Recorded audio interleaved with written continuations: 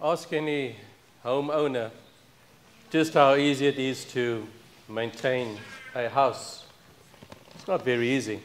Perhaps 5 years after the new build, you may not experience much maintenance or much work. But as the years go by, when you start neglecting the little things, suddenly you realize that the entire roof, all the shingles need to be replaced. Suddenly the plumbing needs to be done.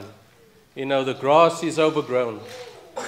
And then the enormity that faces you, you may just lose interest. And you say, I cannot do this.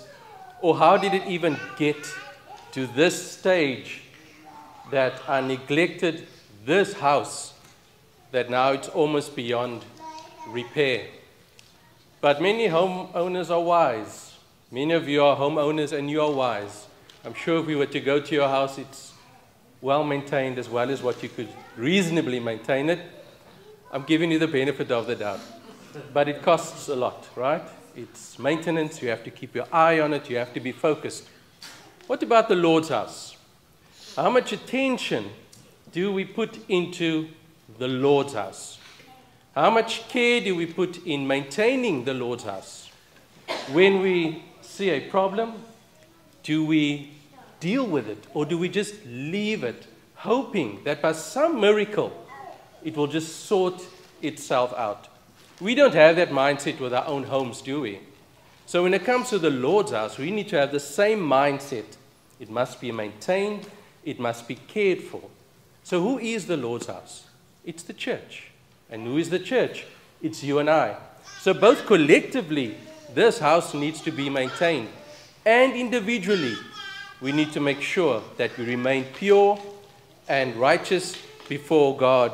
In Ezra 1 and 1 to 4, when Cyrus issues a decree that the temple needs to be rebuilt, an order was given that the Lord's house needed to be rebuilt. And so the rebuilding needed to happen. And in chapters 4 and 5, while they're rebuilding, there's persecution that happens.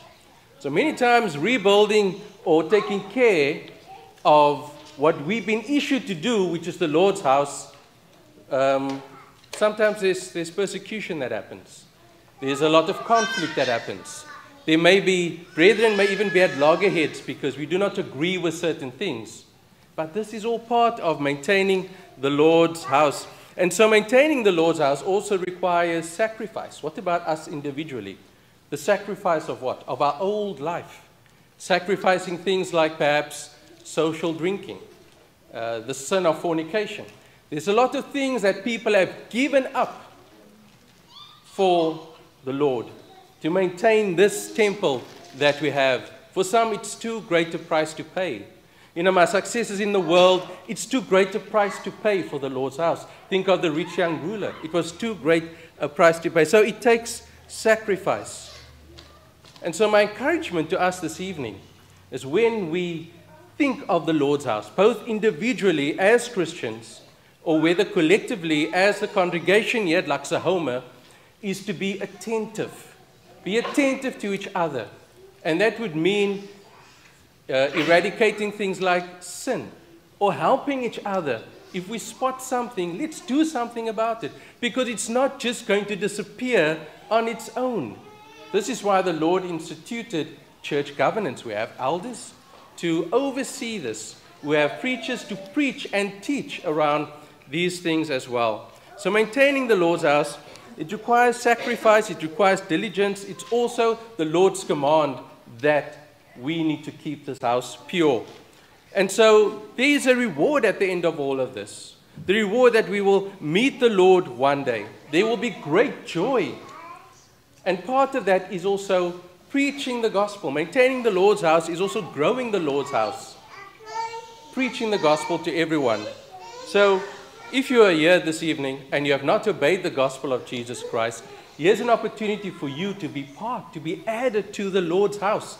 You do not join. There is no membership form that you fill out. You do not go online and fill in this application, but you are added as the church was in Acts chapter 2. You're added to the Lord's house through baptism, believing, repenting, and being baptized for the remission of your sins.